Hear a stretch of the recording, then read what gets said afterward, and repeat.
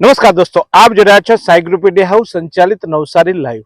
નવસારી લાઈવે એક મુહિમ ચલાવી છે અને ખાણ ખનિજ વિભાગમાં જિલ્લામાં જે કામગીરી થઈ રહી છે એ કામગીરી અંગે ચોક્કસ અમે તપાસ એટલે કે રિયાલિટી રિપોર્ટ ચેક કરવાનો પ્રયાસ કરી રહ્યા છે. ત્યારે જેમ જેમ અમે આ રિયાલિટી રિપોર્ટ કરતા જઈએ છીએ, એક ગામે જઈએ છીએ, બીજા ગામે જઈએ છીએ, ત્યારે અન્ય ગામના લોકો અમને ફોન કરે છે, જાણ કરે છે કે અમારા ગામમાં આવું ચાલે છે. ત્યારે મને નવાઈ લાગે છે કે જ્યારે ગ્રામજનો અમારા જેવા એક પત્રકાર માત્ર કેટલીક વાતો લઈને નીકળ્યા હોય તો એ તાત્કાલિક અમને જાણ કરે છે, તો શું આ અધિકારીને પણ જાણતો કરતા જ હશે ને, રાજનેતાઓને પણ જાણતો કરતા જ હશે ને.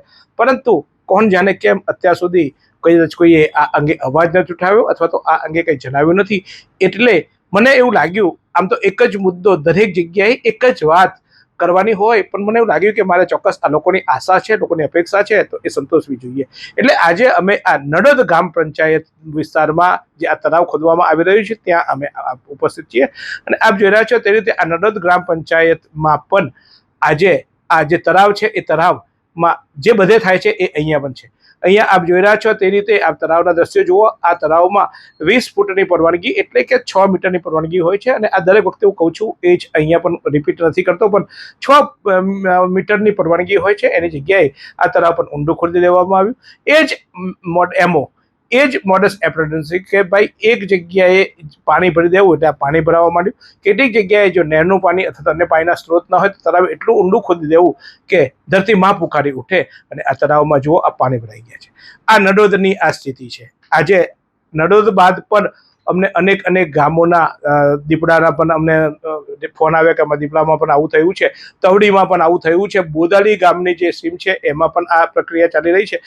એટલે લોકોની આ કેટલો અસંતોષ છે, લોકોની કેટલી ફરિયાદો છે. શું નવસારી જિલ્લાનું વહીવટી તંત્રને આ ફરિયાદો નહીં દેખાઈ હોય? આપ જોડે છે નડોદમાં અહીંયા પરવાનગી માત્ર રોયલ્ટી જે લેવામાં આવી છે રોયલ્ટી કરતા તો અનેક ગણું એટલે રોયલ્ટી કરતા 10 થી 15 ગણું વધારે ખોદાણ અહીંયા થઈ ગયું છે. પરંતુ તેમ છતાંય આ ભૂસ્તર વિભાગની અહીંયા રહેમ નજર હોય એ ચોક્કસ દેખાઈ રહ્યું છે. પણ ભૂસ્તર વિભાગની સાથે રેવન્યુ વિભાગની પણ ફરજ આવતી હોય છે. પોલીસ ડિપાર્ટમેન્ટ પણ જ્યારે કોઈ જોખમી રીતે આવું કામ કરતું હોય ને, જીવનું જોખમ થાય, ત્યારે ચોક્કસ પોલીસ ડિપાર્ટમેન્ટ જોવું જોઈએ. કારણ કે અહીંયા જ્યારે કોઈ પડી જશે અથવા તળાવમાં જો કોઈ ડૂબી જાય તો એને જવાબદારી પણ કાયદો અને વ્યવસ્થાને લઈને આવતી હોય છે. ગામના સરપંચો, ગામના અહીંના તાલુકા પંચાયત, જિલ્લા પંચાયતના સભ્યો અને અહીંના લોકો, સ્થાનિક લોકોના જે અગ્રણીઓ છે એ બધાએ આ જવાબદારી લેવી જોઈએ. માત્ર કોઈને ફાયદો થાય, કારણ કે આમાં ગણાગાંઠાને ફાયદો થાય છે. આમ તો એવું કહેવાય છે કે ચેન્જ સરપંચથી લઈને એક ગ્રામ પંચાયતમાં ઠરાવ કરવામાં આવે છે. ઠરાવમાં અમુક રકમો ગામને લેવામાં આવતી હોય છે, બાકીની રોયલ્ટી સરકારમાં જતી હોય છે અને બાકીના પૈસા લોકોના ગજવી જતા હોય છે. કઈ કેટલી ચેન હોય છે. પણ આ નડોદની બાદ હું હવે તમને બીજા દ્રશ્ય બતાવું છું. આ દ્રશ્યો પણ ચોક્કસ આ બોદાલી પંથક એટલે કે જે માનેકપોર, જે મિર્ઝાપુરથી જે રસ્તો નીકળે, તવડીથી જે રસ્તો નીકળે છે એ તવડીથી રસ્તોને મિર્ઝાપુર થઈને આ પરિવહન થતું હોય છે. ત્યારે ત્યાં જે આ દ્રશ્યો છે એ દ્રશ્યો જો તવડી પંથકના એટલે કે જે આ નદીનો જે પડ છે આ બાજુનો, જે મિર્ઝાપુર થઈને સાગરા થઈને આગળ આપણે જતા હોઈએ છીએ, ત્યાં પણ આ રીતે ખોદકામ થયું છે. કેટલીક ખાનગી જગ્યાઓમાં પણ ખોદકામ થઈ રહ્યું છે, કેટલીક સરકારી જગ્યાઓમાં, કેટલીક મંડળની જગ્યાઓમાં પણ આખા જિલ્લામાં બે રોકટોક ખોદકામ ચાલે છે. અને મને નવાઈ એ લાગી, ખરેખર સિરિયસલી તમને કહું, કદાચ તમને બધાને કદાચ એવું લાગતું હશે, પણ અમે ક્યાંય શોધવા જવું નથી પડતું. અત્યારે પણ મારી પાસે એટલા બધા ફોન આવ્યા છે, એટલી બધી લોકોની ફરિયાદો છે. લોકો કહે છે કે અમારા ગામમાં પણ આ થયું છે, અમારા વિસ્તારમાં પણ આ થયું છે. તો કેમ આ લોકોની આ વેદના આ લોક નેતાઓને નહીં દેખાતી હોય, અધિકારીઓને નહીં દેખાતી હોય?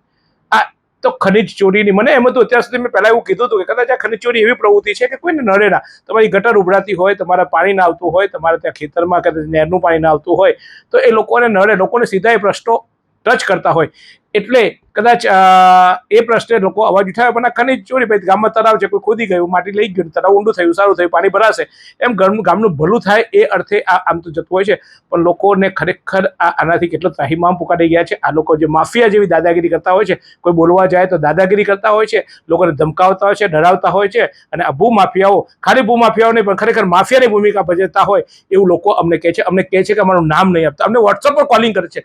અને માનનીય કલેક્ટર સાહેબ આ અમને જે કરે છે, જો તમે એક્શન લેશો તમને પણ લોકો ફોન કરશે. તમે ખાલી એક નંબર આપી દો કે આ નંબર પર ફોન કરવો. સાહેબ તમે જોજો નવસારી જિલ્લાની કેટલા લોકોની વેદના છે. આ વેદનાને ચોક્કસ તમે વાચા આપશો. આશા રાખું છું આપ ચોક્કસ પગલાં ભરશો। આ નડોદ બાદ દીપડા ગામમાં પણ આ જ પ્રક્રિયા થવાની અમને ફરિયાદ મળી છે, અન્ય ગામોની પણ ફરિયાદ છે। આમ તો ગામે ગામ એક જ કથા છે, ગામે જઈને શું કરવું એમ થાય છે, શું બોલવું, કોને બોલવું, કેટલું ખીચાવવું, કેટલા બૂમો પાડવી, પણ લોકોની જે વેદના છે, લોકોની જે આશા અપેક્ષા છે, એટલે હું દરેક ગામે ગામે જાઉં છું। તમને બધાને એવું લાગશે કે જીતુભાઈને તો રાજકારણમાં કથા અન્ય કોઈ સમસ્યાઓ નહીં, આ તળાવો શોધવા નીકળ્યા છે, આ તળાવમાં કુંડા કરવા નીકળ્યા છે, એક જ જગ્યાએ બધા તળાવ ઊંડા થાય જ છે, અમને ખબર જ છે એવું। કારણ કે કેટલાક ચાપલુસો, જેટલાક જે હાજી હજુરિયાઓ છે, અથવા તો કેટલાક લોકો જે રાજકીય લાભો મેળવવામાં અથવા તો રાજકીય લાભો મેળવેલા લોકોની જોઈ ગુલામી કરતા હોય છે, હાજરી કરતા હોય છે, એમને કદાચ આવું લાગશે, પણ આ વેદના છે લોકોની, અને લોકોની વેદના લોકો બોલવા તૈયાર નથી। લોકો અમે ફોન કરે છે, જાણ કરે છે, પણ અમારું નામ ના આવવું જોઈએ એવી ફરિયાદો કરે છે। ત્યારે આ સમજવું જોઈએ પ્રજાની જે વાતો છે, પ્રજાની જે રોષ છે, અને પ્રજા જે ડરીને પણ તેમ છતાંય અવાજ ઉઠાવવા માંગે છે, એના અમે એક મુખ છીએ। પ્રજા ચોક્કસ ભાઈઓ જેટલા એમને ફોન કર્યા છે બધાને થેન્ક યુ કહું છું, અને ચોક્કસ ફોન કરતા રહેજો। રોજ મારે બતાવવું પડે તો રોજ બતાવીશ, કારણ કે મારે તમારા દિલમાં બેસવું છે, તમારા દિલની વાત તંત્ર સુધી પહોંચાડવી છે, એને એક સેતુ બનવું છે।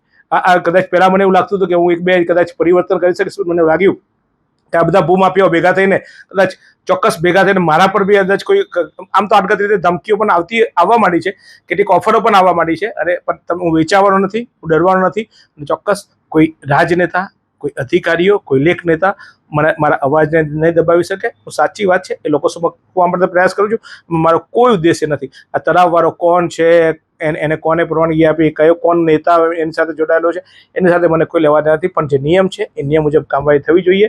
ગામમાં જે લોકો, કારણ કે આટલી ટ્રકો ચાલે એટલે ગામના રસ્તાઓ તૂટે, ગામની જાહેર વ્યવસ્થાઓને નુકસાન થાય, ગામમાં ચોક્કસ આ ડેમ્પરો જ્યારે ચાલતા હોય ત્યારે ગામને અનેક પ્રશ્નો પણ ઉપસ્થિત થાય, ત્યારે આ બધા જ ગ્રામજનોની વેદના છે, કોઈ બોલતું નથી, એટલે હું બોલું છું, અને ચોક્કસ તમારી વાત તંત્ર સુધી પહોંચવાની કોશિશ કરું છું।